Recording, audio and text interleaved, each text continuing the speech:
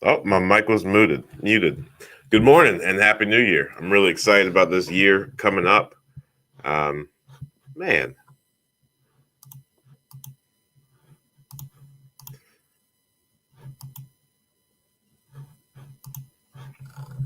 All right. I'm not going to worry about that overlay thing.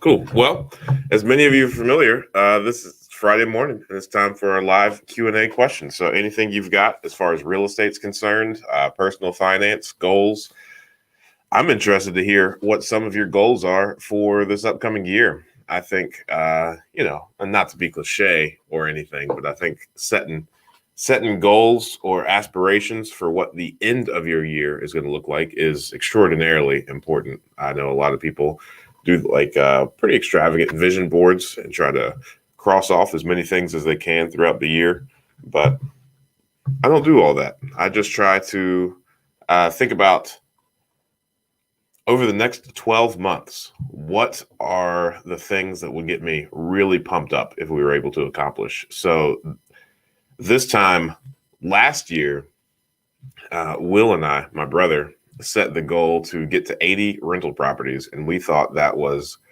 over the top and impossible whenever we set that at the beginning of the year.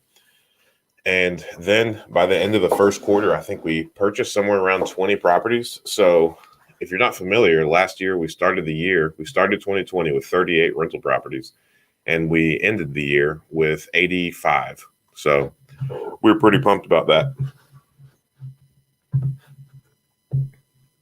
But nonetheless, we thought it was impossible whenever we were starting out. So I think it's just the power of goals. So this year, we've got our sights set on getting to 120 rental properties by summertime. So that's what, like 35? That's fun over the next 5 or 6 months. So it'll be fun. It'll be tons of fun. All right. So go ahead and post any questions you might have in the chat, and we can talk about some good stuff. Let's see here. What are some other goals that I set for myself last year? I started this YouTube channel in April of last year. That was fun. So I guess I started 2020 with 0 subscribers on this YouTube thing. And now we're up to, I think, like 5,100. I'm really proud of that. That's a lot of people. I don't know how many people stadiums fit, but I feel like I'm getting really close to being able to like fill up a stadium. Not that all 5,000 people would agree to come to some sort of event at a stadium. Well, especially now because of the whole pandemic and everything.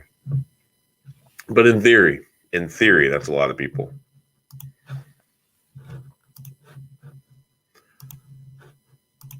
All right. Well, if there are no questions, I'm just going to go ahead and start talking about some things. Let's see. I didn't come prepared because I was expecting you all to come prepared. Oh, man, I'm silly. It's New Year's morning, so this might not work at all. I figured we would give it a shot. Worst case scenario,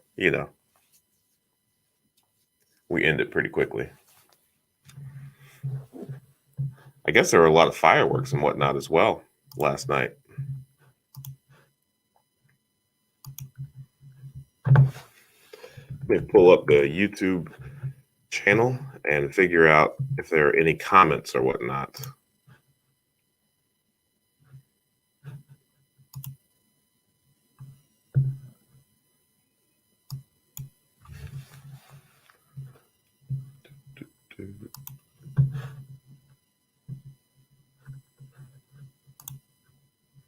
$5,187.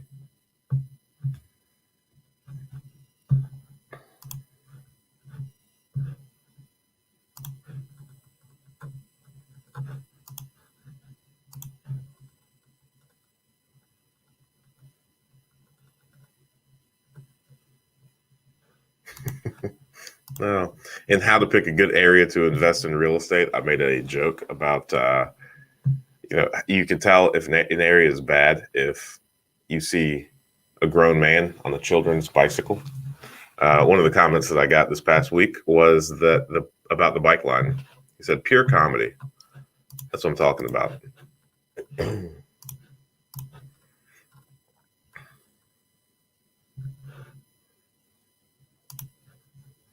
All right, here's one about foreclosures. It says, hi, Ryan, I subscribed to your channel yesterday. Thank you, Jeff Wilson.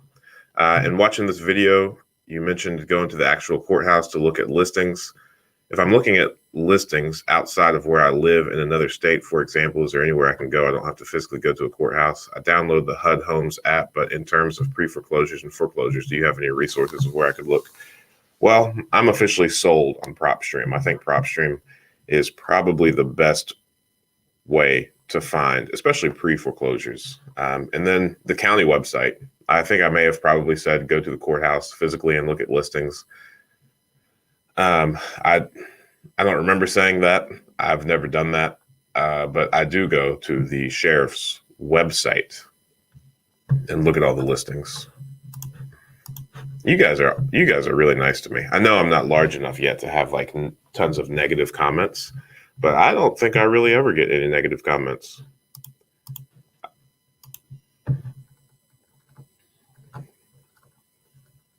I also think I'm really helpful, though. Just getting silly.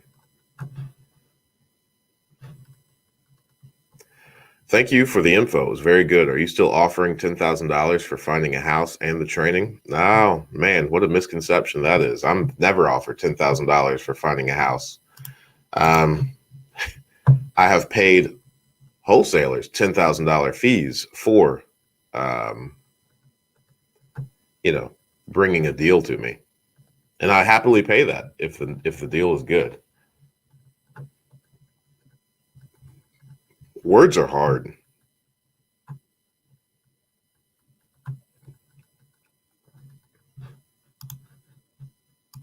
Man, a lot of these comments are just thank yous. All right. You guys don't have any questions in this live chat. And a lot of these comments that I got last week have been just saying thanks. Great education. Thank you, young brother. Very nice video. Thanks, man.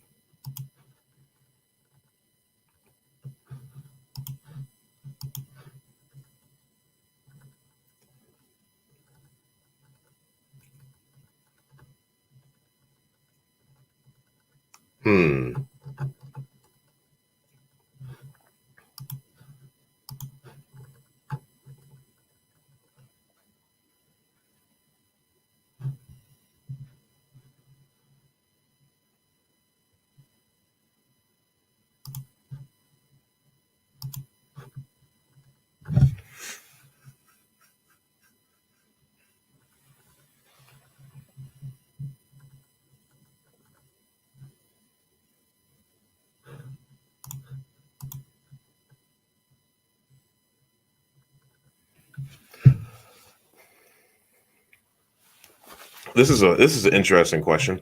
When buying subject to properties, how does the buyer ensure they actually own the property or deed? Second question, when paying the mortgage, does the new buyer start writing personal checks to the lender or bank of the original owner? Yes, on the subject to property, you, the buyer, buy the property, sort of.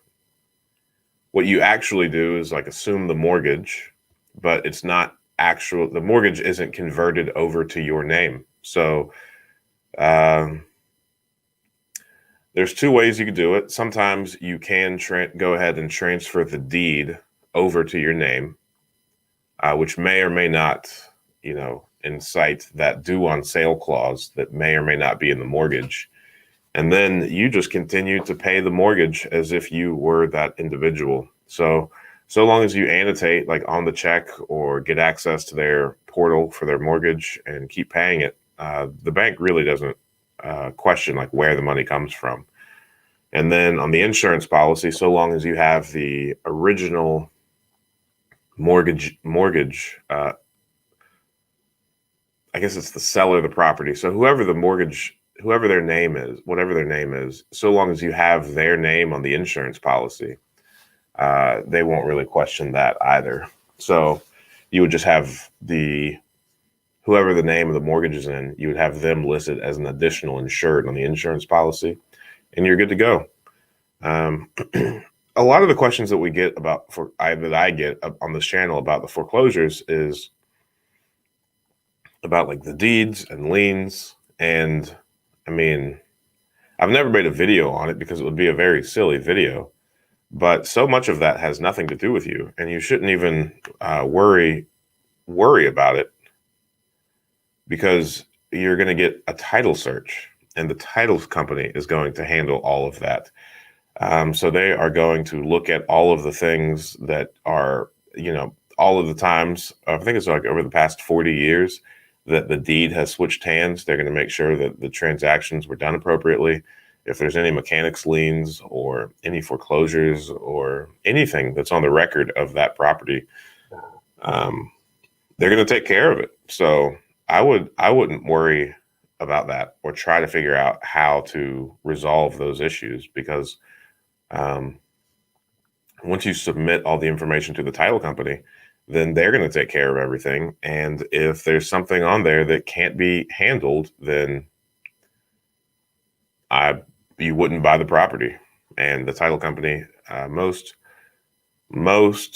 contracts, most purchase agreements for rental properties, to include properties bought at auction, say that the property has to have a transferable, free and clear title at the time of sale. So let's say there's a $10,000 lien on that property, you're paying $50,000 for it, then the $10,000 lien would most likely get paid off at closing. So I get that that's of concern, but you really shouldn't worry about that stuff. Finding a good title company is extraordinarily important. I like to use the same title company over and over again. It just makes it easier, especially if you're buying properties in LLCs, because there's all sorts of just tiny sheets of paper that you need to send the title companies. And then once you close with them once, they have it on file, and you don't have to send it to them again. I guess unless you don't do much business with them. But we put properties under contracts. The title companies already have all of our information, so it just makes it a very smooth process.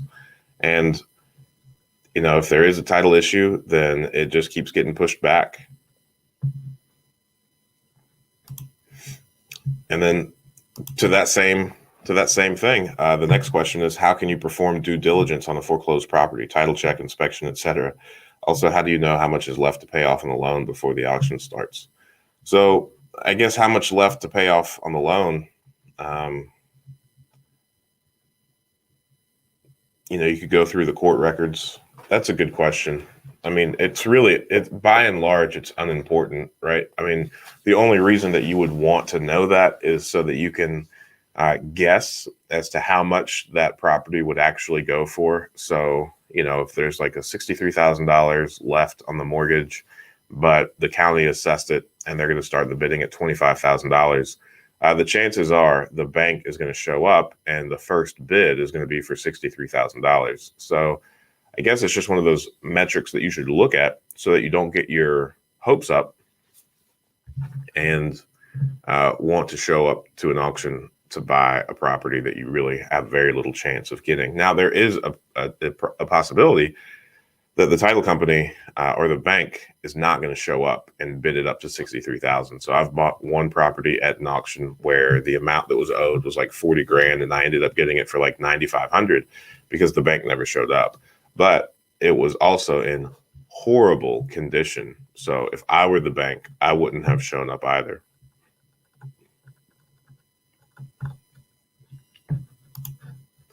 Oh, and then as far as the due diligence goes for that question, title check, you're only going to do that after you win the property at an inspection. You do not need to do a title check before, like if you're just interested in the property. That would be very unnecessary. And if you are interested in a lot of properties, that would get very expensive very quickly.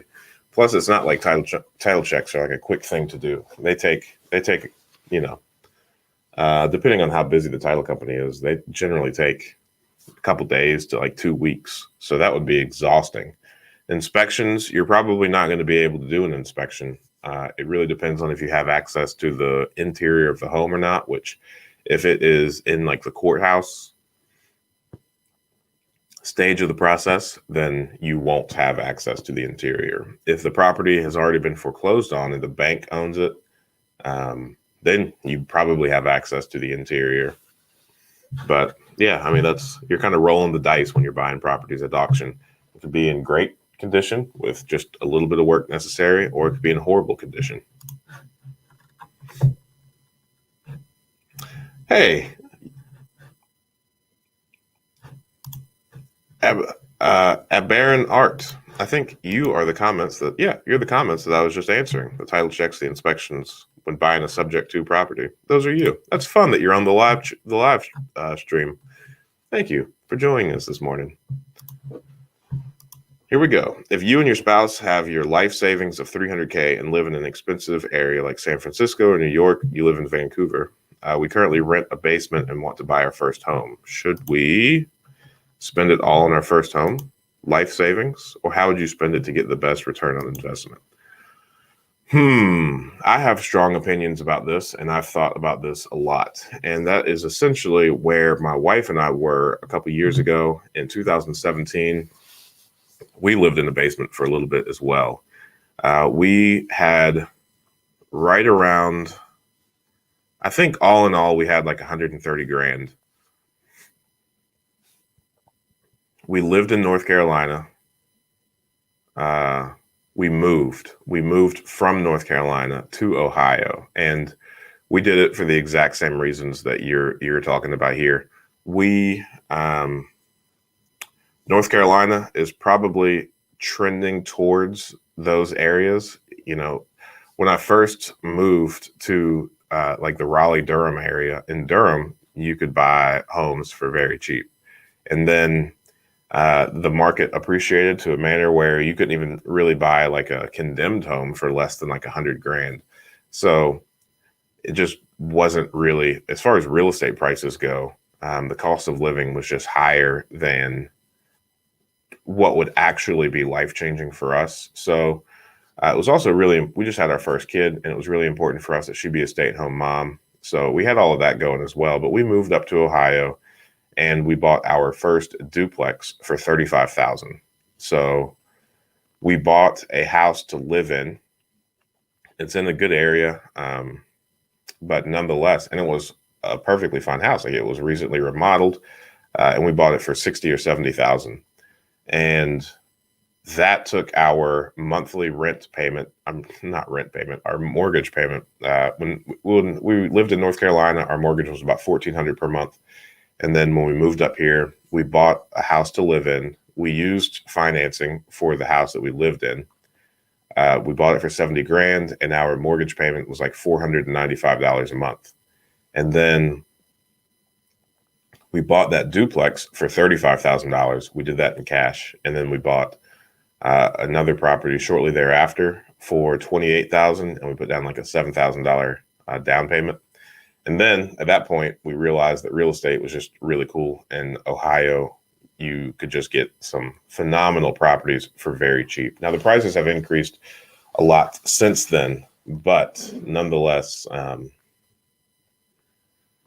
that was our course of action. And whenever we first decided that we were going to move to Ohio, it wasn't a permanent thing. We're just like, okay, because the opportunity is better, because the cost of living is so much lower, we're going to be able to make phenomenal moves financially in a very short amount of time. So let's just move up here for 5 or 6 years and then get all of our finances situated and see how much impact we can have, and then move back.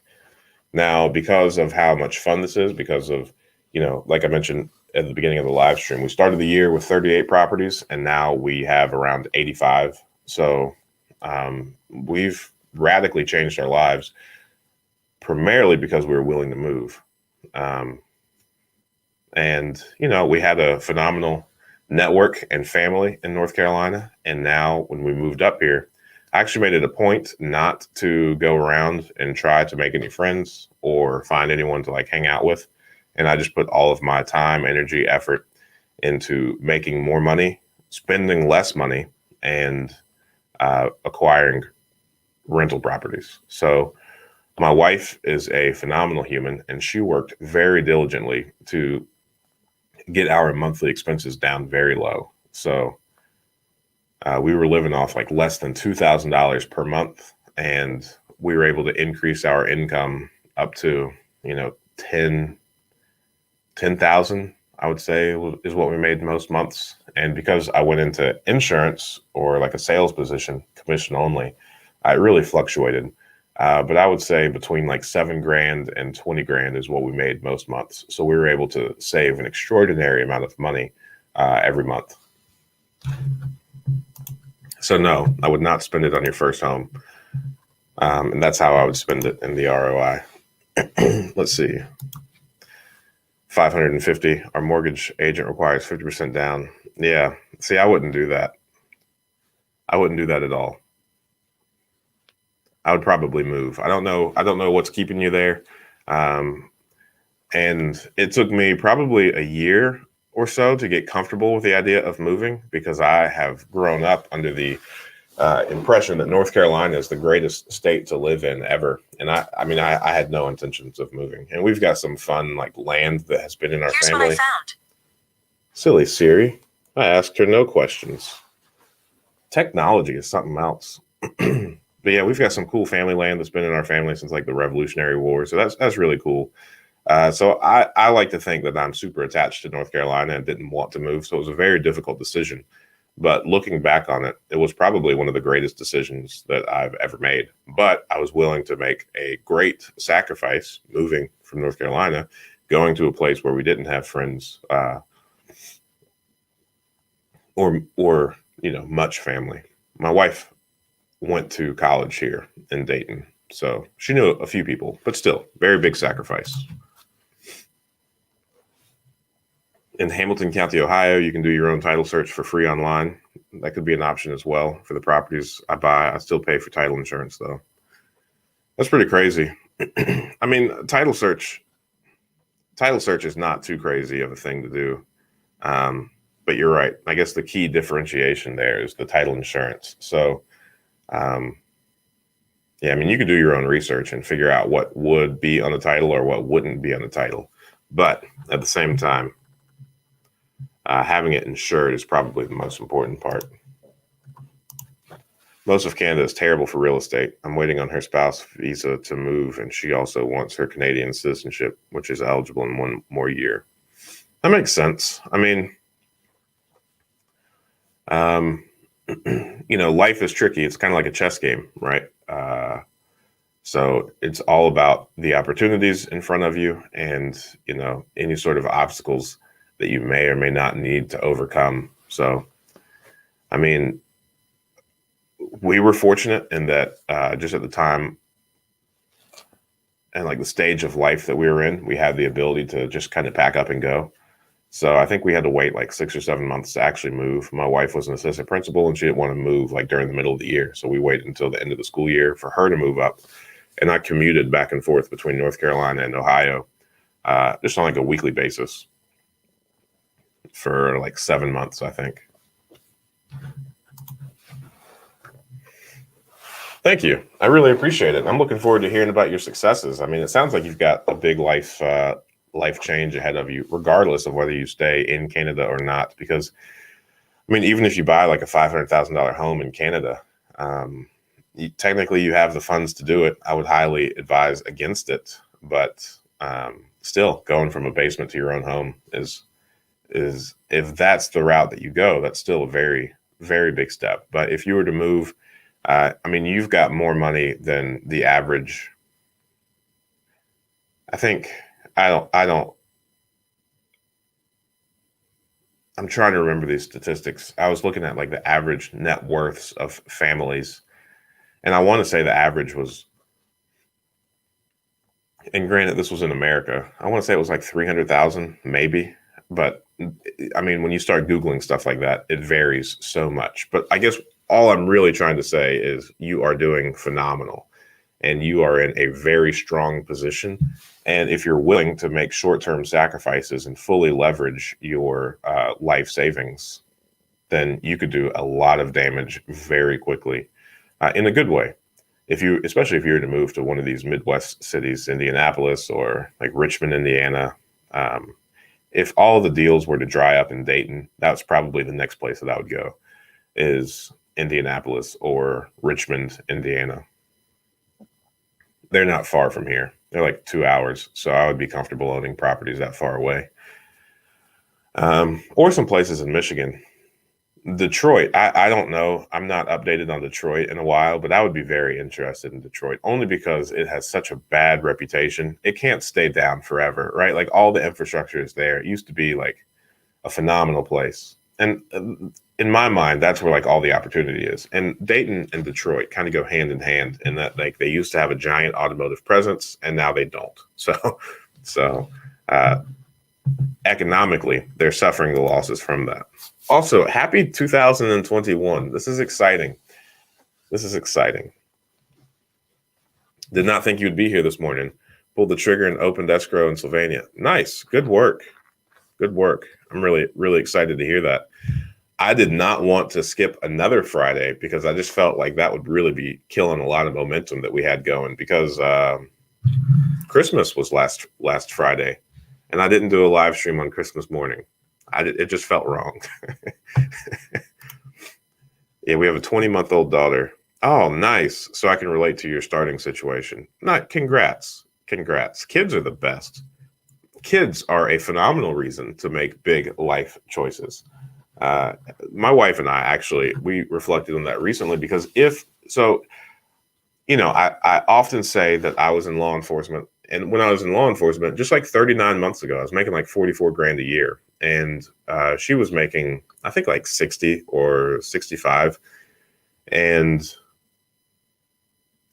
getting rid of like 60% of our income wasn't ideal. So I say that we couldn't swing her being a stay-at-home mom on my law enforcement salary. If we stopped saving 100% and just kind of lived paycheck to paycheck, we could have done it. But I am a huge fan of saving. So like, I got into law enforcement when I was 20 or 21 and I was in college at the time. So I started saving like 50% of my income from the moment I was hired. So I'm a huge fan of saving a lot of money. And I guess we could have done it. But the whole reason I bring that up is we were just reflecting on that. And if I stayed in law enforcement and we just, did the whole paycheck to paycheck thing, we would not have been able to have as many kids as we have now. So even though 36 months or 39 months, however long ago, my oldest son was born in January of 17. And now we just had our fourth kid on 12/1. So we wouldn't have been able to do that had we not made the decision to move to Ohio.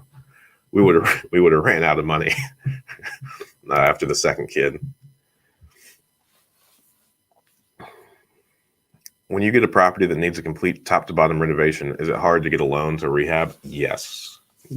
I do not know many people that would do that. And if they did do that, then it would probably be very expensive. It would probably be a hard money loan. So your interest rate would be above 10%. You would have to put a certain amount of money down. And then, you would probably have to do like draws. So I think you'd probably have to pay for the rehab out of pocket. And then as work is completed, you could submit requests for draws. It's not impossible, but it would be expensive. I do my best to stay away from expensive money. I also owe you a few text messages back. I got you. You're on my radar. What do you think of Austin, Texas for investment? A lot of companies are moving there, like Tesla, and people from California are also moving there due to no income tax. I don't know. I've never thought about it.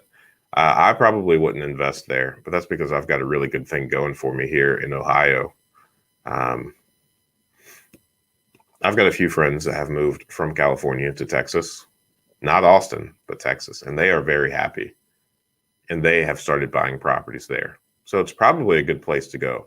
But I don't know. I identify very closely with the salmon. If a bunch of people are doing it, I would prefer to not do it. So you won't find little old Ryan Ingram in any heavily populated area. for very long. I went to Philadelphia once, and I felt like I was claustrophobic the whole time. But at the time that I went there, I was also living on 17 acres. So I might do a little bit better now. What do you think the Dayton housing market will look like in 2021? Tasty. I think it's going to look very tasty. I think any more of those deals.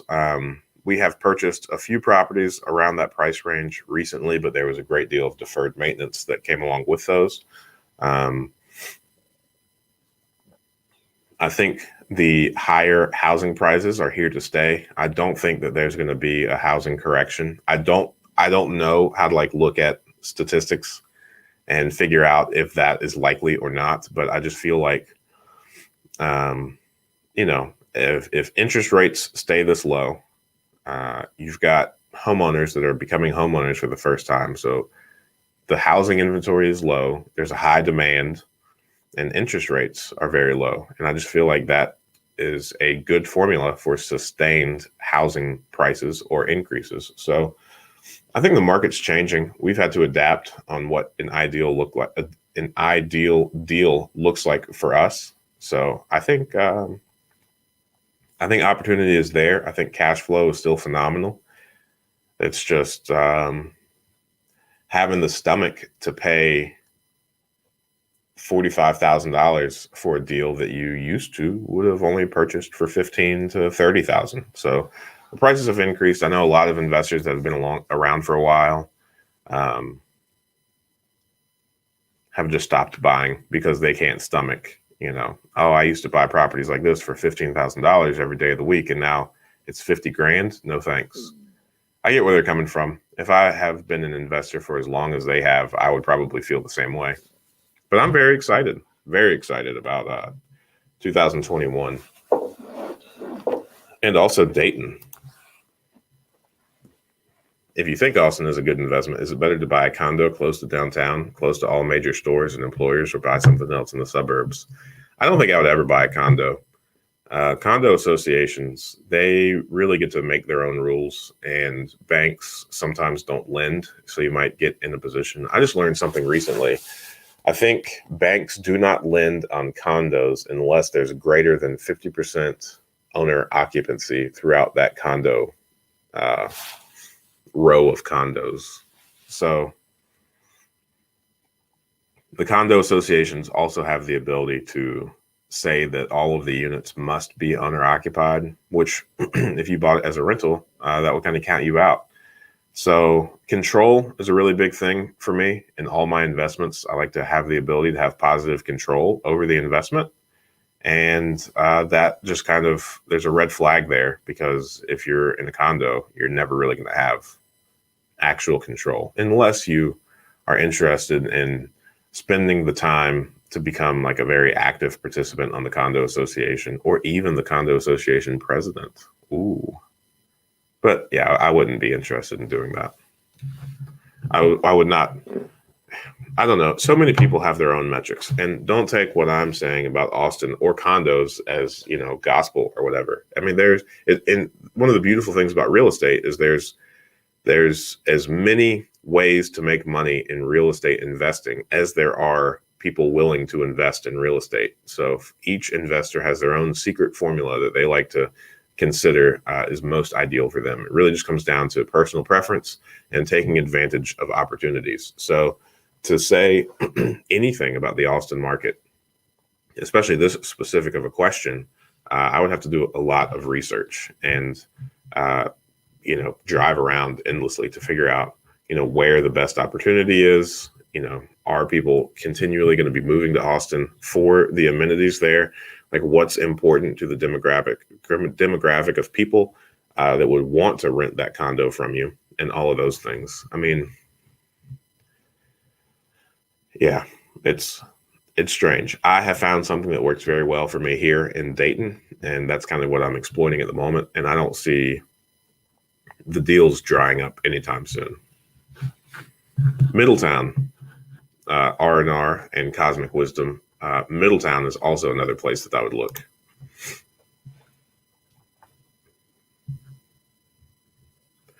Yeah, I mean, that's probably what you should think about. I think if you are buying a property, an investment property, you should most certainly do so for the cash flow. I think once your portfolio reaches a certain size, if you have like a whole portfolio built around cash flow, then it might not be a bad idea to incorporate a few properties into your portfolio that don't necessarily cash flow, but that they have a much higher chance of appreciation. Because the general rule of thumb is you can invest for cash flow or you can invest for appreciation, but very seldom both. So having a good mixture of both of them may be advantageous in some situations after you already have a decent sized portfolio. Now that my wife is a stay-at-home mom, I'm the sole provider now, and I want to make sure that the savings is used to build future wealth. Congrats on 4 children. Yeah. Hey, we almost sound like the same person. Your story sounds a lot like my story. This is fun. Keep in touch. I'm really looking forward to hearing more about what you decide to do. That's really cool. JJ, Happy New Year to you. Thank you, man. I hope you get some good deals too. Maybe another duplex. Put some more happy tenants in there. Sling some more gift cards for being phenomenal housekeepers. Where do you get your loans from? Rocket Loan? No. No. uh, Rocket Loan would not hang out with me. They would not like me. What I have found to be true about loans is generally the best places to go for loans, especially if you have a little bit of an interesting personal financial record. Like if you don't fit the cookie cutter of like having a good, well-paying W-2 job, having very low debt, you might be able to get, a couple properties with rocket loans or whatnot. But I wouldn't necessarily suggest that because if you are taking real estate investing seriously, then building relationships, especially with lenders, is probably a very high priority for you. Because even if you have the perfect scenario, you are that cookie cutter person. You start adding some rental properties under your belt, and all of a sudden, you no longer fit this cookie cutter mold that the banks are looking for. Because once you have, a couple rental properties, that's really going to throw off your debt to income ratio. You're going to be in this weird spot where for the first 2 years of you buying rental properties, you're not going to be able to count the rental income because it's a new venture for you. I mean, banks have it all figured out to kind of make you not fit their little cookie cutter thing. And most places like Rocket Mortgage or Rocket Loans, whoever, any of like the big name banks that all they do are home loans like this, then they've got so many people that fit that cookie cutter mold that they're looking for that are lining up to get loans for them, that even if they want to talk to you, you're not going to get like a good level of service because it's just going to be more work than they're accustomed to doing. And they have so many people lined up that are going to be less work than you would be. So I would say going to credit unions, smaller regional banks, and anytime I'm more likely to work with a bank where I can go in and talk to the same person day over day. So all of the loans that we have one contact at the bank that we speak with about our loans.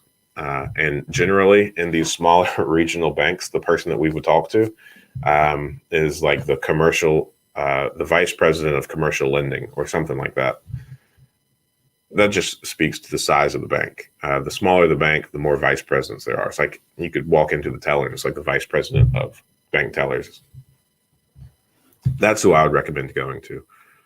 Because again, even if you fit that mold now, you won't soon, especially if you are aggressive about this. And the credit unions generally have the ability to make their own rules and kind of blur the lines to help you. I say blur the lines because it's easy to say. They're not doing anything wrong. They're just motivated to help you. Can you recommend any? No, I have no network in Austin, Texas.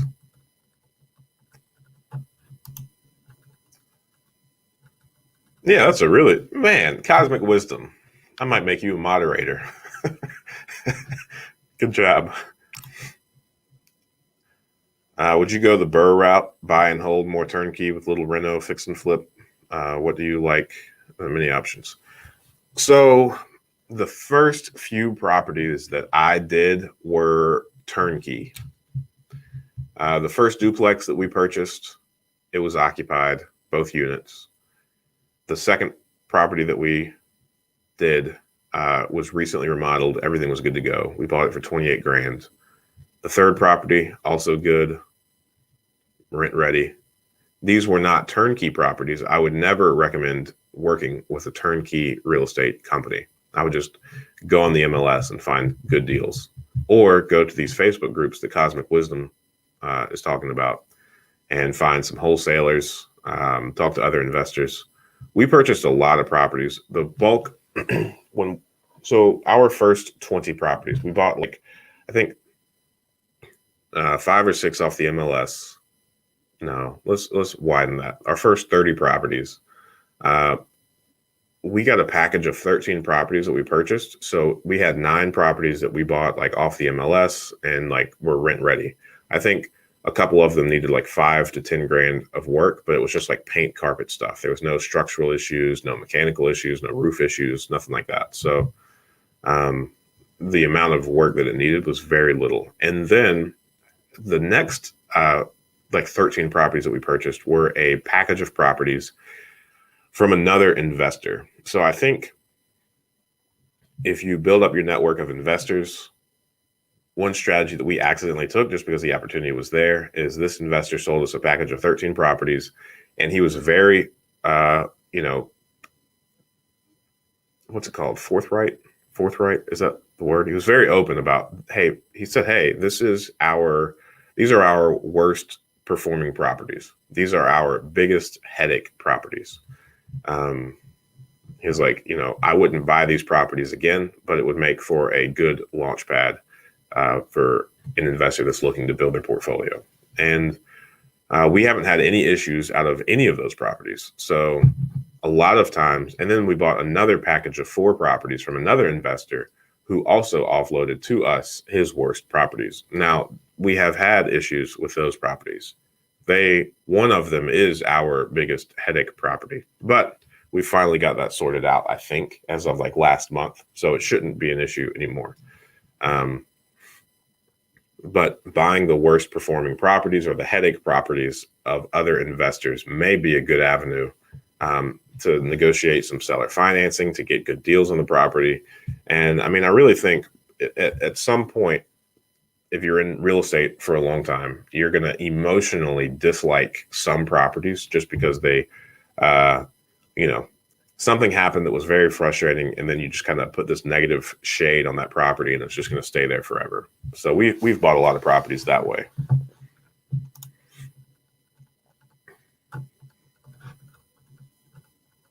Yeah, that makes sense. What are your audiobook recommendations for long trips? Man, I have so many. So for those of you that don't know, I've got a book list that's in like the description of most of the videos that I do that I recommend. That's pretty much how I got started. Whenever I realized that my wife and I wanted her to be a stay-at-home mom and I needed to learn how to make more money, I made a little commitment to myself that I was going to read about 1 book per day until I figured out the answer to our problems. So I am a huge fan of reading. I think it really depends on what you're interested in learning about. If you're interested in learning about money, then of course, Rich Dad, Poor Dad is a great way to start. The Wealthy Gardener is a phenomenal audiobook. I actually did an interview with him, John Safort, and I like to think that we're now good friends. So The Wealthy Gardener is a good one.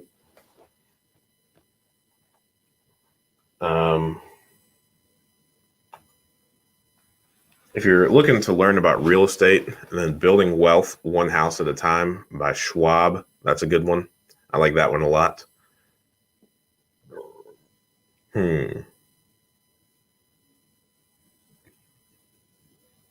It's tough. I want to say all of them. All of the books are the ones that you should read.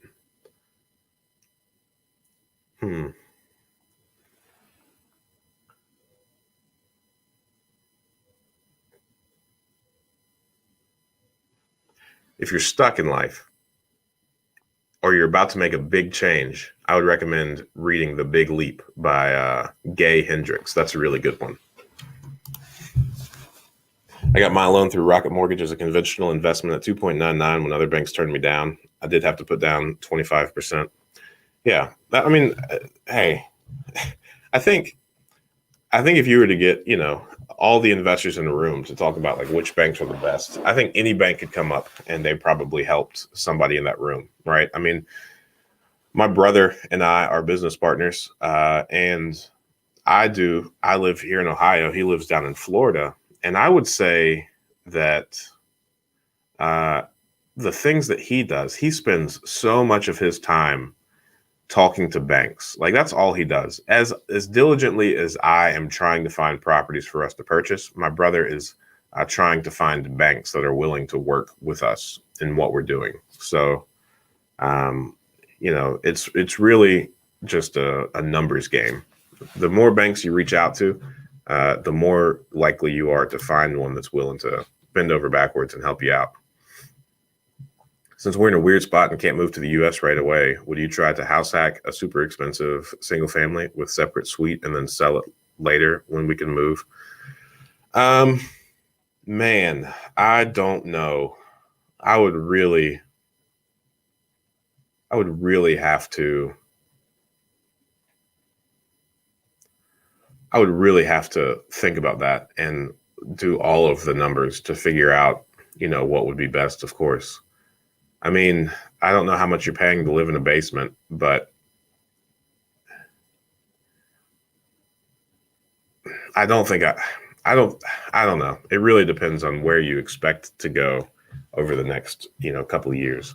How about you send me an email, ryan@seekwisdom.us, and let's schedule some sort of time to talk through all this, because I'm a huge fan, especially given your situation, and that, that's pretty much exactly where I was about 36 to 39 to 42, however many months ago it was, April of 17, however long ago that was. I was pretty much the same position. So yeah, send me an email. Let's talk. Let's set up some sort of Zoom call. Set aside like 30 minutes to an hour, and let's try to dive in deep to your goals and the numbers and all of that. Have you set up online payment for your people? Yes. Yes, I have. I do not. Okay, I was about to say I don't accept money orders or cash, but that's not true. There are some people that drop them off at the office.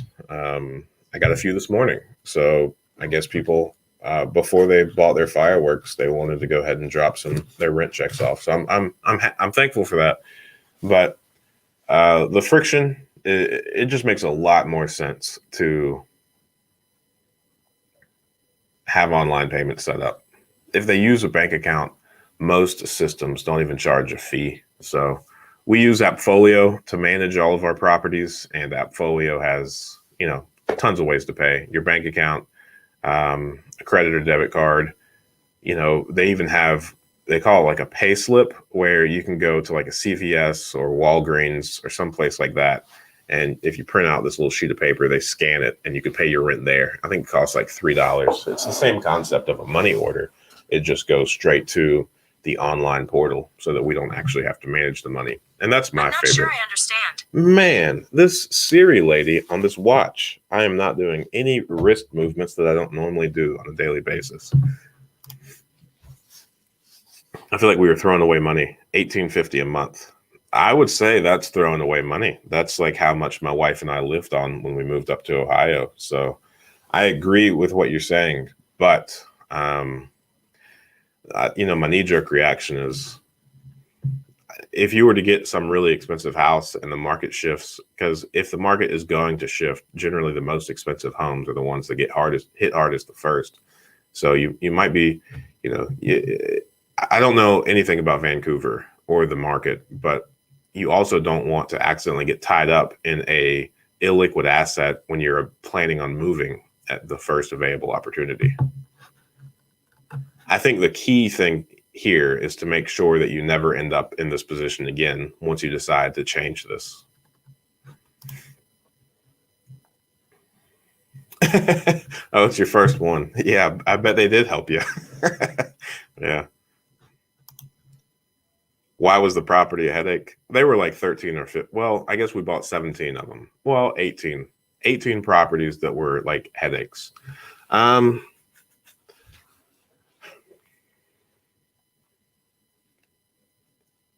the reason that they were headaches.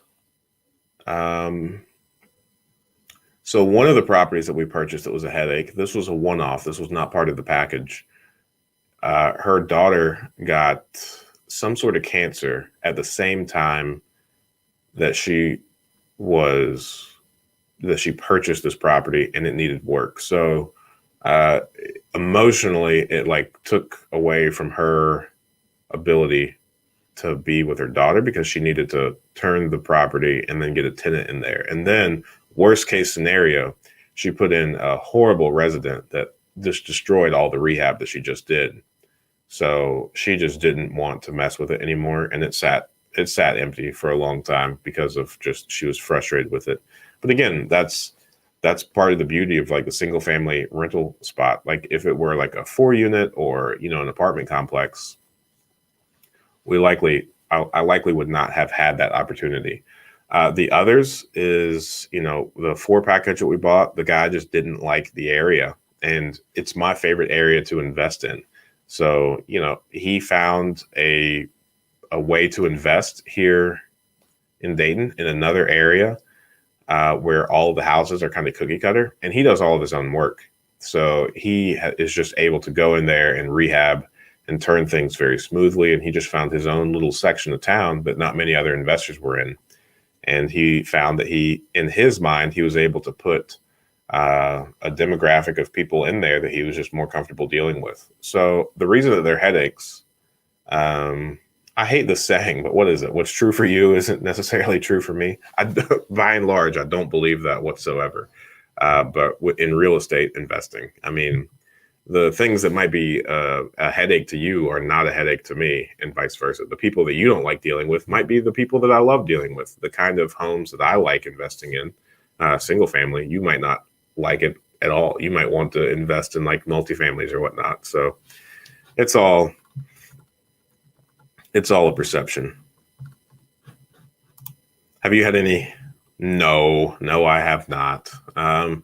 It's one of those things that the people that have said that they have had COVID related rental deferments or they needed to not pay their rent because of something COVID related, they were problems before this pandemic, and they're likely going to be problems after. This is just the in vogue excuse to not pay your rent at the moment or to be late on your rent.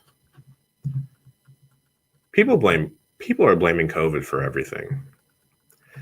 I'm looking to move to Toronto, but the house prices are crazy high. Do you think it still makes sense to invest in real estate? I think you and AberrantArt need to team up. For example, in downtown, you in downtown, Ash, you are the one that likes all the amenities, huh? You're just trying to find excuses to invest in real estate in places that are close to downtown so that you could walk to taverns and bars at night, huh? I'm being funny. That was a joke.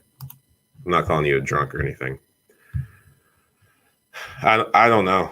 I mean, the thing that's working for me is buying properties inside of the United States, inside of Ohio. And I think, the Rust Belt is vast. So Michigan has similar opportunities, Indiana, parts of West Virginia. West Virginia is another place that I would invest in if all the deals in Dayton dry up, mainly because I would love an excuse to go look at all those beautiful mountains. Man, I love West Virginia. It is so pretty.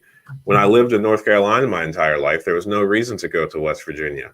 But then when I moved to Ohio and I commuted between North Carolina and Ohio, I passed through the beautiful West Virginia Turnpike on a weekly basis. And man, talk about gorgeous mountains. I love mountains, though. See, look at that, Ash. You get excited talking about downtown. I get excited talking about mountains. This is the beauty of real estate. All right. Y'all are having the conversation. Nice. Would you mind suggesting or avoid long distance investing? I considered that and made a list of states to do much more research in. My list is Come on now. These are all the states. You're so silly. Out of state investing is tricky in the sense of you are going to want to make sure that you form a phenomenal relationship with a few people that you can trust and you truly believe have your best interests. I think the people that I know that do out of state investing the best are ones that very regularly come out here to check on their properties. So I own an insurance agency where I insure pretty much at like the only insurance that I write is for other real estate investors because I know it. It's kind of my bread and butter. I'm really good at insuring investment properties. And in doing that, I insure a lot of people that live both out of state, out of country. And a lot of them get burned on a monthly basis by their property management companies. And they just get, price gouged. They end up making repairs that don't need to be made. And the contractor work is not great, or it may never get finished. So I'm good friends with one lady that lives in California, and she lives here for like 4 months out of the year so that she can mind all of her properties. I have another client that does out-of-state investing very well. He lives in Florida. His wife works for an airline. He regularly travels kind of for free up here to look at his properties, and he has formed phenomenal relationships with the people that are looking after his properties. And he has had multiple hiccups where he feels like they, kind of did him wrong, but he just confronted them about it rather than switching management companies. He said, okay, like this was not done in a manner that I appreciate or like, let's not do this again in the future. And he spends all day just looking over his investments and making sure that everyone has their best interest. Every investor has their own perceptions. Very true. Very true. I'm happy that we were able to echo chamber each other. Echo chamber is one of my new favorite buzzwords for the internet. Echo, echo, echo. Yeah, that is most of the US, silly. Here are the areas that I am interested in investing in. All of America. I would not recommend Montana unless you just want to go hang out there. Or Colorado. Well, I've already shared the handful of states that I would invest in. Ohio, Michigan, Indiana, and West Virginia. I don't really think I would mess with Kentucky, but that's just because I don't understand it. It's pretty, though. It's very pretty. The Newport Aquarium, before this whole pandemic happened, is where I like to take my kids. I liked to go there because when I first moved up here, I'm from the South, born and raised. And now Ohio is not the South. So sometimes when I felt a little homesick, I would take them down to Newport, Kentucky, to the aquarium. It's really right on the other side of Cincinnati. And it's no different than being where I'm at, but, in my head, just a fun little mental game to play with myself. The population, man, is just so sparse. I just feel like you would exhaust your tenant base very quickly. I don't have a real reason. Everything I know about Montana is, open spaces and trees. I don't know if many. And the people go there to, hunt.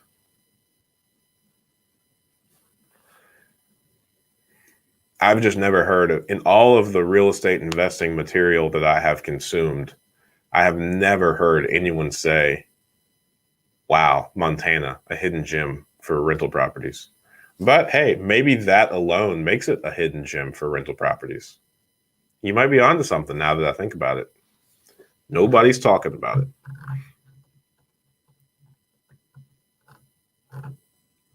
You know what, though? I did recently watch a video that was a Montana real estate agent talking about all of the people that were moving to Montana from California and the things to look out for.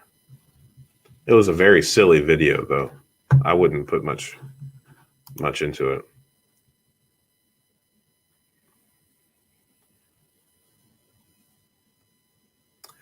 Cosmic Wisdom, I agree with you, but at the same time, all states' pensions are bankrupt.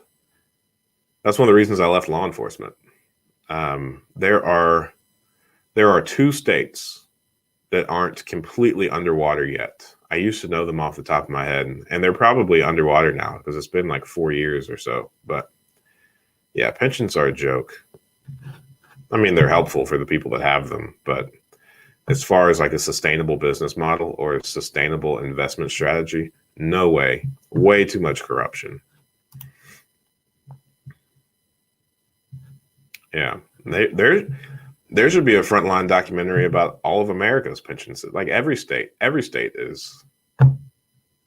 So I'm scratching my head as I shared last time. It's when you have no idea what you're talking about, you touch your face, or when you're insecure. I'm insecure because I don't know if I should talk about this, but I'm going to because I'm not going to say his name. But like I mentioned, I've always been a huge fan of finances. Whenever I was like 18, one of the first books I read was The Automatic Millionaire, and in law enforcement, the guys that I work with knew that I knew a decent amount about finances and that I saved aggressively. So a lot of people would come to me for financial advice, despite my lack of qualifications in that area.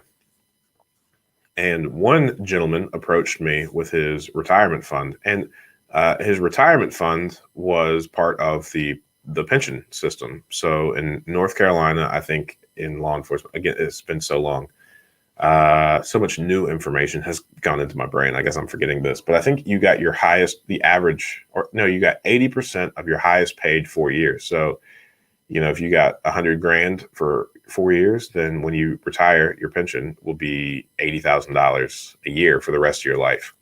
Well, this man was going to retire next week, and he opened up all of his accounts and showed me. And his pension account, it had $75,000 in it, and that pension account is the same thing that's going to pay him, $60,000 a year for the rest of his life. What garbage is that? Baloney. No magician could turn, $75,000 into $60,000 for the rest of his life. Such garbage.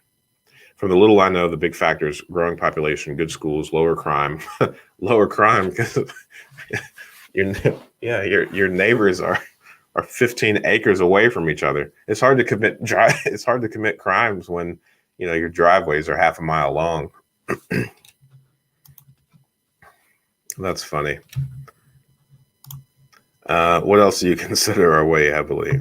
Opportunity. I don't care really about any of these factors that you just listed, because personally, I'm looking for opportunity. So, my personal investment strategy is investing heavily in areas that are suffering from any of these things, right? And try to do my best to make it better. So it's not like I'm buying one property here, one property there. The majority of my properties are within a mile radius of each other. And I'm really going after a saturation, trying to make sure that, I'm trying to buy all the properties that have deferred maintenance, the ones that are vacant, and really bring them up to speed. So there's one street in particular where there were 2 properties that were vacant for over a decade.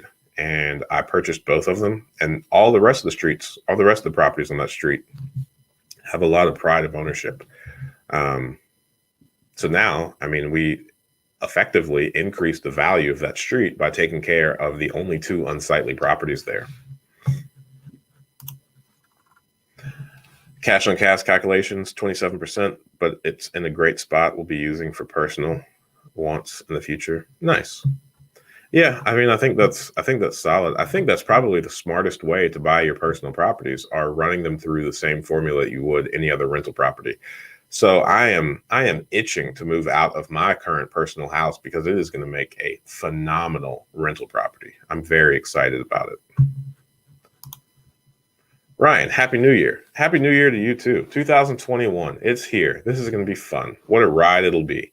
Man, I'm excited. So much opportunity. Only question is, which opportunities are we going to focus on this year? I've got a few in mind. I've got my plan together.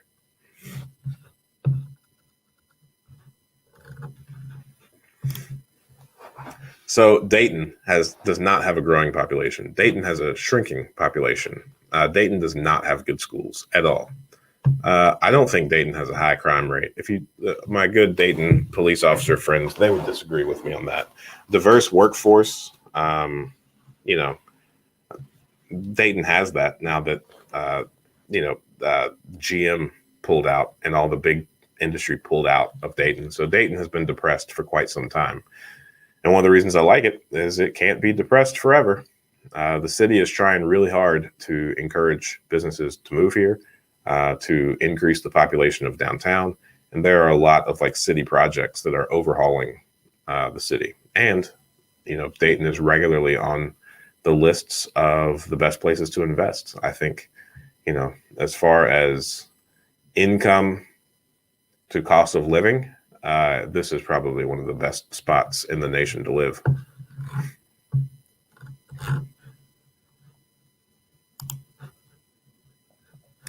Alrighty, we have made it to the bottom of the comments list. Does anybody else have any questions? Questions. Otherwise, I'm going to get on with this New Year's planning.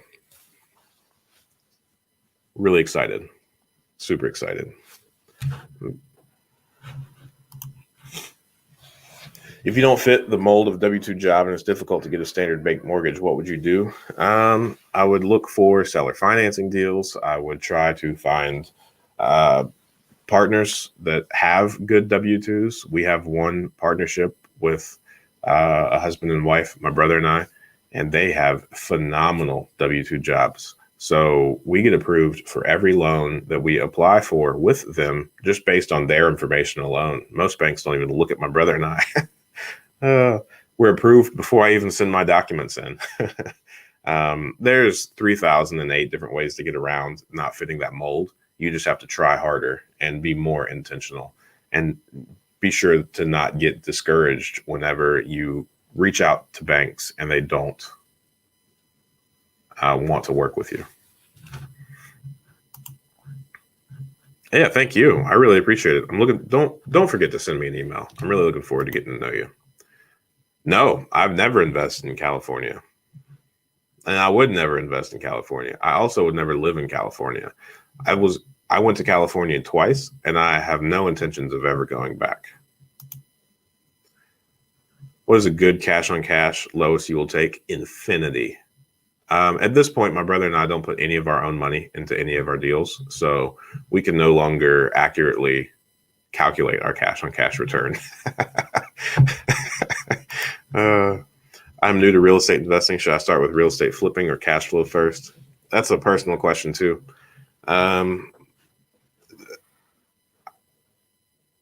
You're awesome, Ash. Don't not do any of those things. I would really research ad nauseum all aspects of real estate investing and then figure out which one most appeals to you. I have read probably 10 books on multifamily investing, and it's just not for me. I'm not interested in it. So the thing that appeals to me is building a large single family home portfolio. Flipping is a good strategy for raising capital to buy more rental properties. But the thing about real estate investing is all roads lead to buy and hold investing, whether it's flipping or wholesaling or being a realtor. Anything, your end goal should be acquiring buy and hold real estate. So cash flow is good, but if you don't have enough money to buy rentals to produce cash flow, then that's bad. So if you are new to real estate investing, I would say the best thing that you should do is increase your income, lower your expenses, and research until you're blue in the face, research some more, and then just start pulling the trigger and taking massive action to get involved.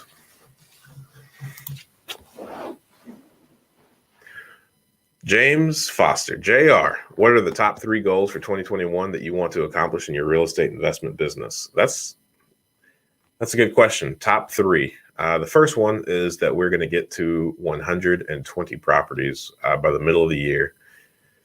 The second is that we are going to start dipping our toe into the commercial real estate. And as I mentioned, a lot of our properties are within like a 2-mile radius of each other. There's a lot of abandoned commercial space in that area. So we want to do our part in figuring out what the community needs and start putting those things into that commercial space. And then let's see here. What's a good third one? I mean, that's really our big focus at the moment. I guess, I mean, this is real estate related, but part of my 3-year goals is I'm really wanting to help 10 people buy 10 properties, because 10 properties is life-changing. And helping 10 people buy 10 properties would make me very happy. And this mastermind group that I started, the Sequence, the mastermind group, there are, I think, like 16 to 18 guys in there at the moment. And the amount of properties that they are buying is phenomenal. So I need to put together a spreadsheet of all of the things that people are putting under contract and purchasing. But man, that makes me very happy. So I guess pouring in to those guys to regularly make sure that they have all the tools, resources, and everything that they need to buy more properties. So yeah, those are my biggest 2021 3-year real estate investing goals. Thanks for hopping on here, JR. Lowest I'll take in my market is 12%. I have a property that generates 26% though. Cash on cash is based on your market. Yeah, that makes sense. Is there a target rental price you aim for under 1K? Not really. Not really. We don't like having low market rents. And when I say low, I mean like below 600. That gets tough because regardless of how much income the property produces, it doesn't really drastically change, the roof costs, the furnace costs, or any of that. So once you go under $600, it starts to, the pain of having to repair something gets pretty serious. So I would say I feel like a very successful individual each time I have a property that rents out for over $1,000. We have 2 properties that rent out for over $1,000. I would say the average rent is probably around $800, $700 to $800, and that makes us happy. Good morning. Happy New Year. I bought a laundromat in October. It can be a good business. Needs to be rehabbed and new machines. Would you run the business or find a good long time? That's a really good question. I've actually thought about this, and we are under contract with our first commercial space, and we're trying to figure out what to do with it. There are 2 apartments up top, and the bottom is just one big commercial space. So we don't know what to do with it, and we're having that same dilemma. And I think because our main focus isn't the business, until we are more established in what we are actually doing, we are going to just find a good commercial tenant to put in there. We're going to be selective, I think, about what industry we allow to be in there, but we don't necessarily have the bandwidth ourselves with all of the goals that we currently have in order to justify starting another business endeavor, which is going to take a lot of time, energy, and resources away from our main focus. This is awesome. We're an hour in and we have 18 people watching. This is really cool. You guys have successfully motivated me to stick around for a little bit longer. Let's any more questions? Anyone? Eric, thanks for asking that, and congrats on the laundromat. New machines, that's very capital intensive. I don't know what your business was beforehand, but that's probably going to be tough to get loans on for as well if it's a new venture.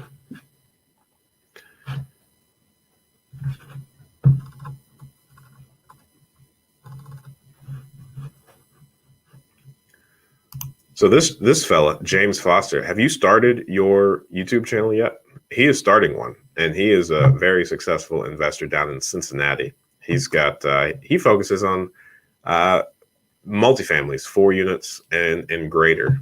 So he's about to put out tons of awesome videos about how to get started investing in multifamilies, the things that you should look for, and, just blessing the world with all the wisdom that he's had over his, I think, 16 to 18 years of real estate investing. Super solid guy.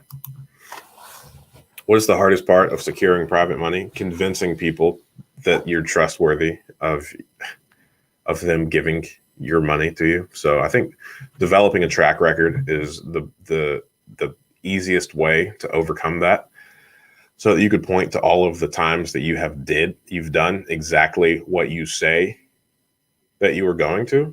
But yeah, building the relationship and building that trust is the hardest part. But you're well on your way to, having a track record. That first property that you knocked out is awesome. I don't think you're going to have any issue securing private capital. 50K. Wow. 450K to where it needs to be. What are the numbers how much would that produce? Do you have any idea whenever you put $500,000 in it? How much is it going to make on a monthly basis?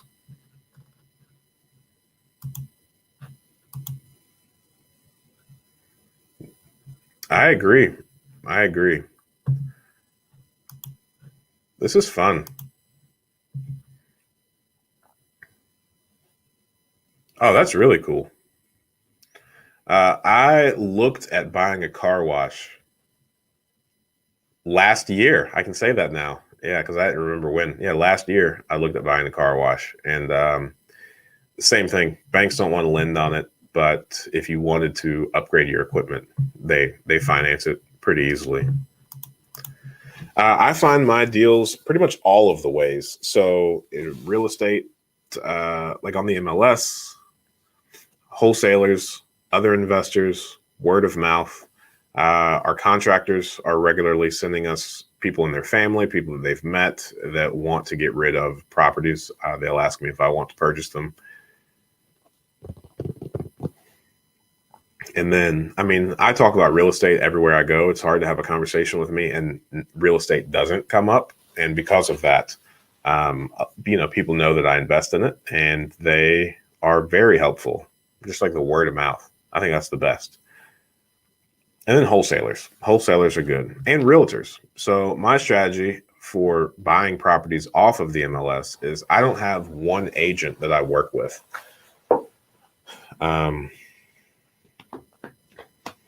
I always reach out to the listing agent, and then I do my best to become friends with the listing agent and have them send me any other similar properties that ever come across their table. And generally they do. I started with like 120 grand at first, 120 to 140. But when I say that, there's a bunch of asterisks. It's not like I had 120 grand in my bank account. I think I had like 60 or 70 in retirement savings. And I, because of my age and what I want with my life, decided to cash out all of my retirement accounts. So I don't have an IRA, a 401k, or any of those things. And I don't want them. And I don't want to listen to any pitches on why I need to have one. I don't. I won't. And I took that money and purchased real estate. I did not choose to do the self-directed 401k or IRA options either, because when real estate is done properly, when you're growing a business, you have access to the 1031 exchanges, you have access to depreciation. And especially if you have more real estate than you do income, the chances of you paying taxes are already so low. So I think real estate is the original version of the 401k and IRA. And I don't want to go on a rant about that because that's not the question that you asked. I got myself fired up. I have no one to blame for me going on that tangent except for myself.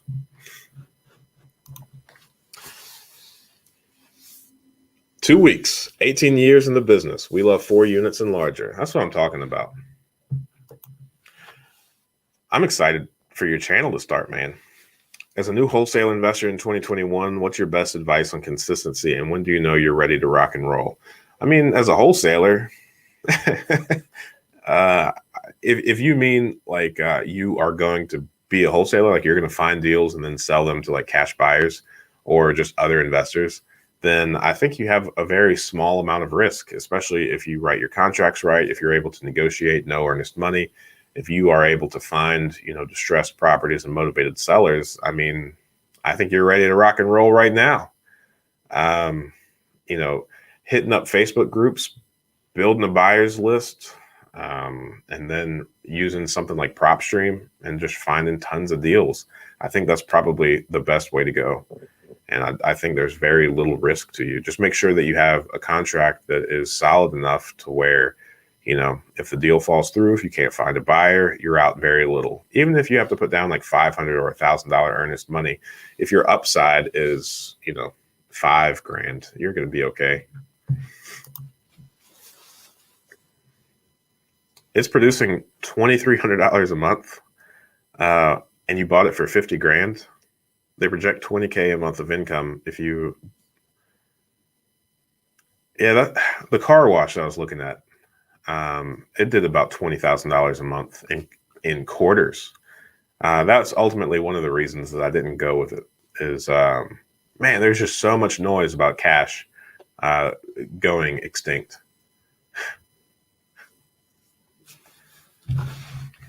Extinct was at the tip of my tongue because my son is a huge fan of dinosaurs, and that's his new way of asking me if something is still alive yet or not.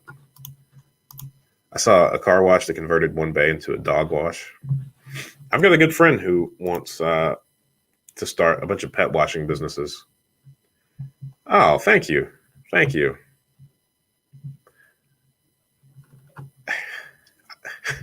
Thank you. Yeah. Maybe 8 a.m. is not the best time to do these live streams for that reason. I hope I'm not putting people to sleep. Jonathan, don't go back to sleep. How dare you do a video of me and forget that New Year's Day and forget that you're going to be here on. How dare you do a video and me forget that you are going to be here on New Year's Day. Happy New Year's. PropStream. Yeah, PropStream is where it's at. And of course, you bought The Wealthy Gardener too. Sweet. That book, man, I think that's like the best book that's been written in like the past decade in like the self-improvement space. I'm a huge fan of it. For the longest, I had this idea of writing a book for my kids that pretty much said everything that The Wealthy Gardener did. So now I don't have to write a book anymore. I'm just going to buy a copy of that book for all of my kids. And in the back of the book, I'll have a checklist of all my YouTube videos, and I'll make them check them all off. They're going to watch all of them.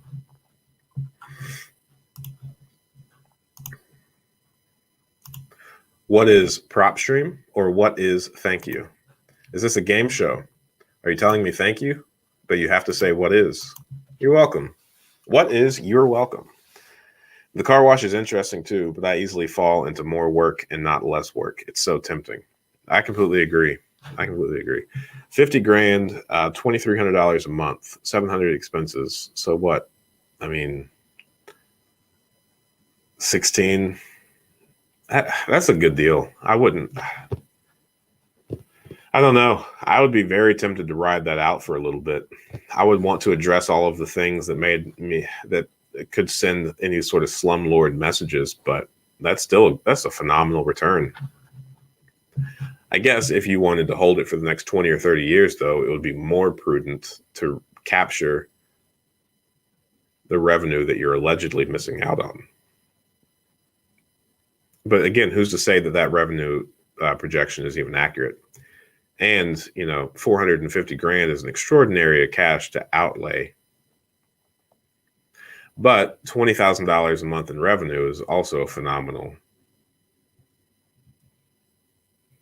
I don't know. I think I would be just as confused on this as you are. Not personally. I don't think I'd hang out with them. What are your red flags when touring a property?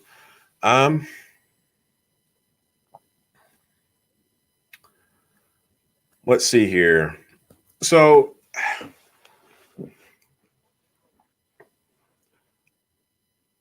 I walked a property with a guy this past week, and this is going to be like his first. It's going to be like his third or fourth property, but it's going to be like his first true investment property. And we had this conversation a long time. And the cool thing about real estate investing is all of your problems can be fixed with money. So even if something is like a red flag, it can still be fixed with an appropriate amount of capital. So I wouldn't call it a red flag as in like I wouldn't invest in it so much as like a red flag as in I would have to renegotiate the price most likely. So the things that I mainly do my best to look for is, and I guess the red flags would only be the things in the house that need to be addressed in order for me to feel comfortable renting that property out to someone. So if I see galvanized plumbing, I will likely want to replace that. And I know that replumbing a house is going to cost like $4,000. So on that case, I would want to take $4,000 off the purchase price. If the water main is a galvanized line and the house was built, before the 40s or whatever, then that line is probably extraordinarily corroded.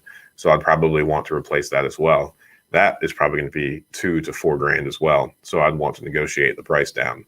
If the roof is old, if the shingles are curling, if some are missing, if it has been patched, then roofs are. I have a roofer contractor that I mainly use, and if I see a roof that is very concerning to me, I will ask him kindly to go check it out to determine like how many layers it is and if there's any life expectancy and all of that. So roofs can be a big deal.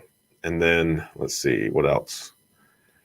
The electric, I don't like seeing knob and tube. I want to make sure that the property is mainly Romex and Federal Pacific breakers. You don't want one of those. No insurance company will write it. So replacing a panel is only like $1,500. And then I honestly am not very concerned with furnaces or AC units, just because I think in total we've been able to replace them for like $3,500 to $5,000. And that's one of those things that once you do it, it's good for the next 15, 20 years. So, I mean, I think that's like the issue with all of these things, even foundation issues. I mean, most like water in basements, that can be handled just by fixing the way that the groundwater flows. So fixing the gutters, a lot of times gutters are clogged. They're old, they're not sloped right. So the water's not even going out of the downspout. So in extreme cases, we trench the downspouts away from the house to get the water flowing really far away from the house. Other times we put in French drains. Those are, I'm really not scared of foundation issues either. We've had to re-pour some basement walls. Yeah, red flag means that there should be a massive deduction in price or it's not worth it. But a lot of those things at the same token, you don't necessarily have to do all of those things as soon as you buy it. You can schedule them out accordingly.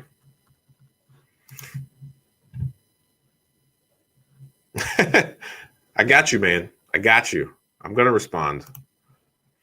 But the machines are on their last legs. That makes sense. Take the cash from the car wash. That's why this guy can't sell it. He hasn't been doing his taxes right. He's been taking too much money under the table. He hasn't been keeping his books right. So he's going to be stuck with it until he's willing to either sell or finance it, or because nobody's going to want to. He wants to sell it for like $600,000. Nobody's going to cut a check for $600,000 for that car wash who he doesn't have good records for. No, I do not invest in stocks. Control is a really big thing for me, and you cannot control. You are a peon when you invest in stocks. Nobody cares about your opinion. Your favorite stock the price starts falling. There's nothing you can do about it. One of my favorite properties stops performing, or one of my least favorite properties stops performing. Old Ryan Ingram can show up any time of day or night and get that thing fixed. Control. If you really want to have a positive impact on just your generational wealth, you need to recapture as much control as you can. Stocks is like betting on a horse. And now I want to be clear, because I am not talking about people like Warren Buffett. Warren Buffett does not invest in stocks. Like what he is doing is phenomenal. If you can do what Warren Buffett does, then you probably should. But as far as just, buying a couple hundred shares or something, I think that's a bad idea. Warren Buffett does not buy stocks. He does things more like flipping a house or buying like a buy and hold property. Like he doesn't casually buy a couple shares of something. He buys enough to have control over it.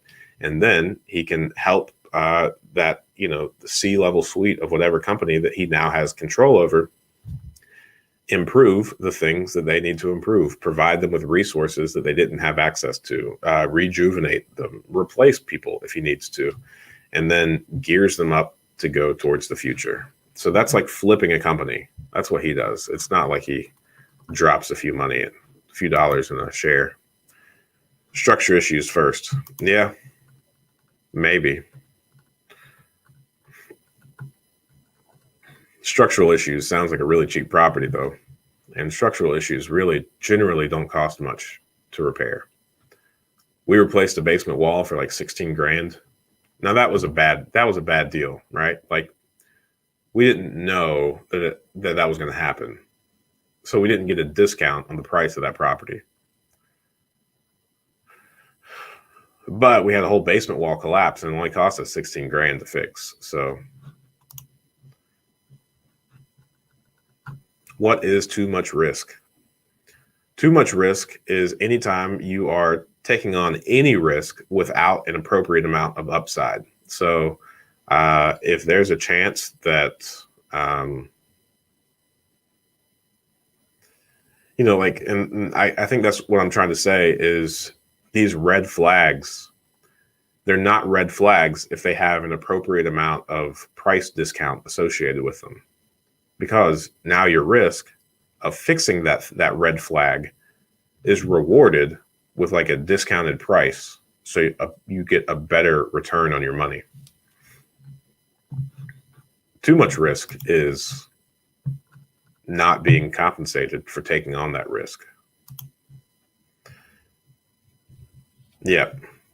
Real estate's awesome, man. Real estate is like the coolest thing out there. It's not so much like you're starting a business so much as it is you're taking over a franchise. Real estate has been, cash flowing, a cash flowing asset for the past couple centuries, right? Probably a couple millennia. I don't know.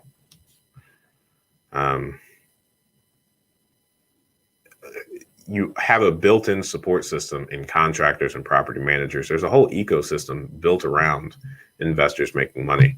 All you really have to do to be a successful investor is be able to get an appropriate amount of capital and bring appropriate amount of capital to the table. Because like what we're saying here in cosmic windowing, cosmic wisdom is feeding into this echo chamber is, if you have enough capital to take care of these issues, then you're golden.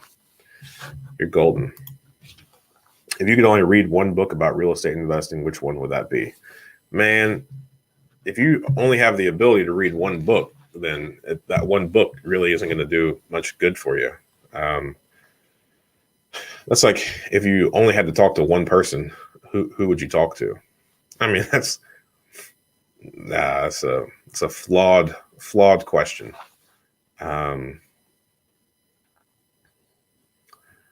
If I only had to read one book at this point, it would be The Wealthy Gardener. And I say that confidently. It's not about real estate. Sort of. I guess it might be a little bit.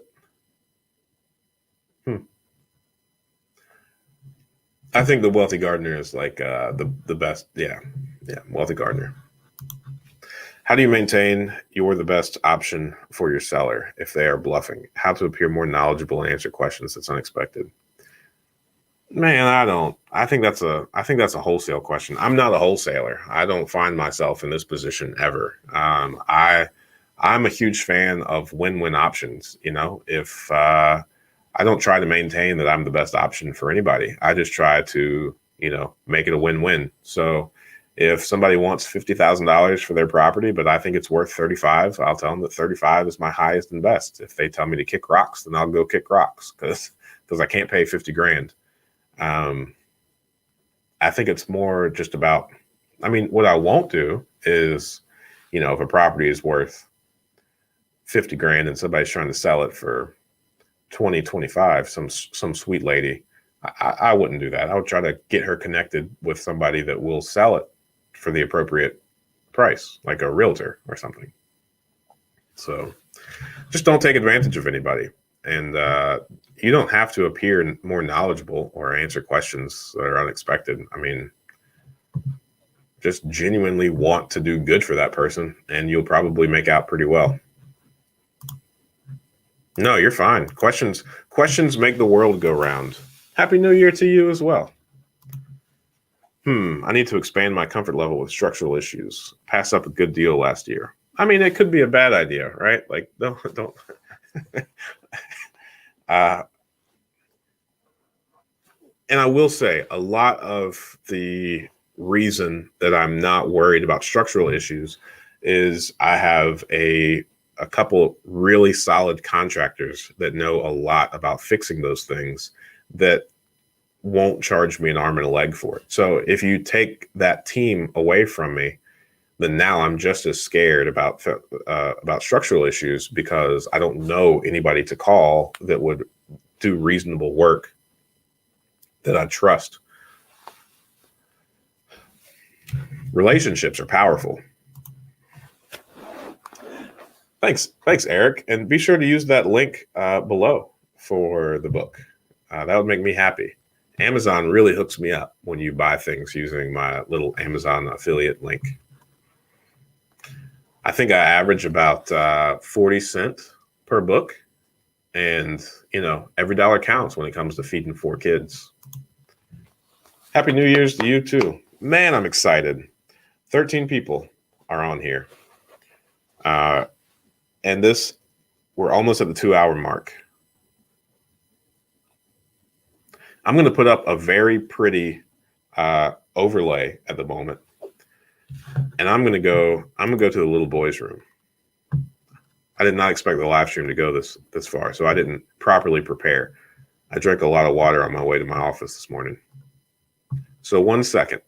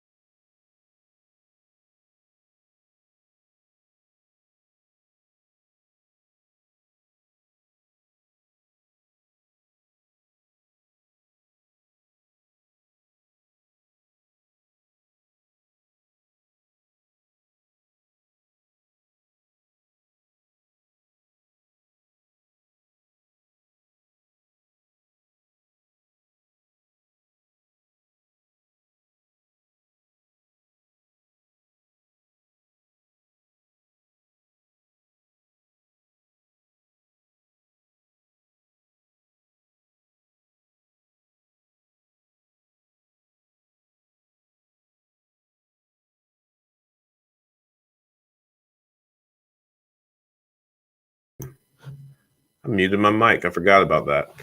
Yeah, I'm back. let's go through these questions. Speed, quality, budget, look for when hiring independent contractors. Reliability, really. I don't like cutting corners. I plan on having all of these properties for like the next 40, 50, 100, 200 years. Who knows? So I don't want to cut any corners. I don't want the contractors to cut any corners. I want them to take, pride in their work and be pretty prompt. I strongly dislike hiring somebody and then they come out once and then, a couple days passes and then they go out again. So I would say the biggest thing that I look for is their workmanship, their timeliness, and then, of course, price is important. I can't pay retail prices with all the properties that we have. We would go broke.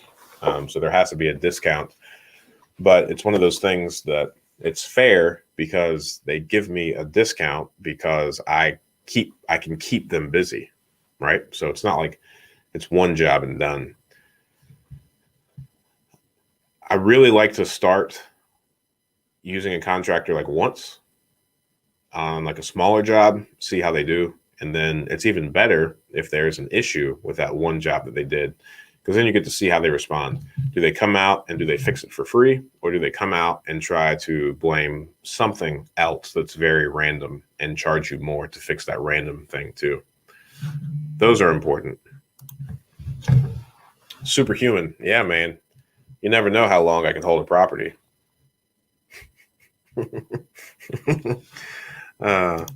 These live streams are a good source of information. Thank you, man. I really appreciate you guys being on here. Contractors are tough. If you find a good one, don't tell anyone. I know. I let a few people.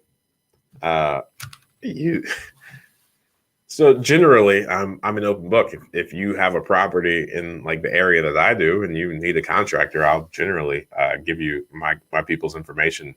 And I did that to one guy. He's got like 200 units, and recently, one of my favorite contractors told me he couldn't get started on the job for me for the next few weeks because the guy I recommended him to has him pretty busy. So that was the first time I experienced that. But yeah, I completely agree. I'm gonna be a little bit more shielded to the investors that are larger than me.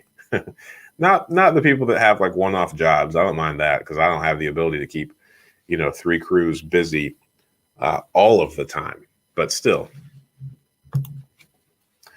my journey as a real estate guru, I am not a guru. I don't really know anything. I haven't been able to answer 90% of the questions that have been put on this chat. What were some of the lessons you learned early on? How did I start? The most important thing that I did extraordinarily well, in my opinion, that I deserve 3 pats on the back for, is I really reached out to and connected with a bunch of other real estate investors. So I think I was able to circumvent a lot of mistakes early on because I ran everything through some mentors that I had, still have, that have, they have the rental property portfolios that I had the desire to build. So before I bought a property, I would talk to them about the area.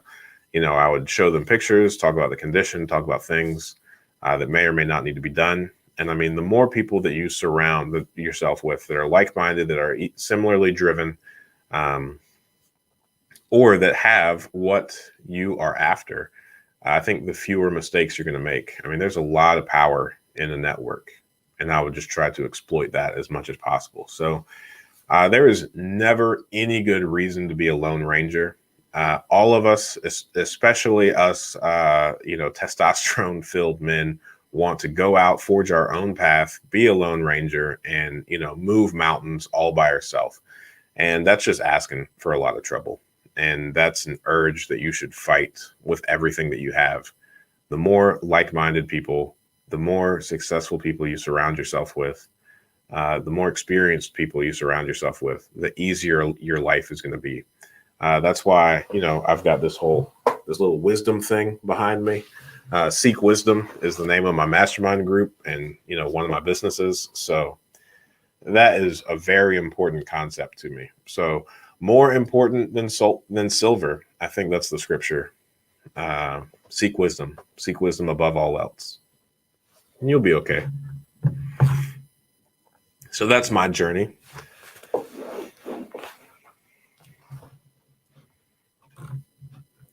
Well, any other questions? Or is it time to wrap her up? We almost made it to 2 hours.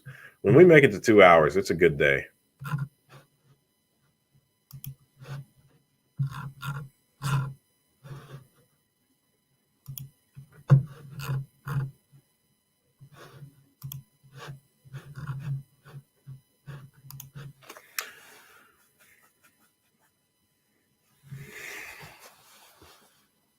No, I'm a huge fan. I mean, the thing, yeah, I mean, just try really hard. Try.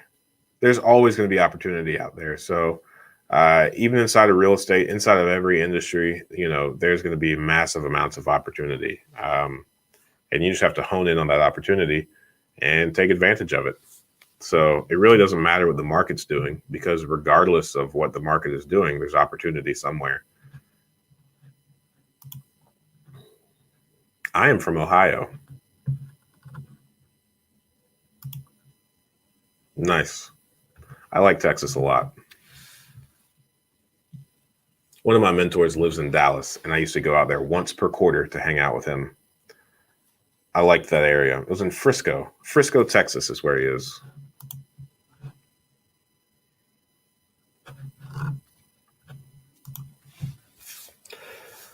All right. Well, you guys are more than welcome to hang out in the comments, but I think I'm going to skedaddle. Go hang out with these 4 little kiddos of mine. All righty. Well, thanks everyone for being on here. If you haven't already liked this or subscribed, please go ahead and do so. It means the world to me. And hey, if you thought this was super valuable, do me a huge favor and just share this with one person who you think it could also benefit this channel. So we're at 5,100, almost 5,200 subscribers now. And, we started last year with 0. So thank you all for sharing and supporting the channel. I'm a huge fan of it. All righty. I will see you all next week on Friday at 8 a.m.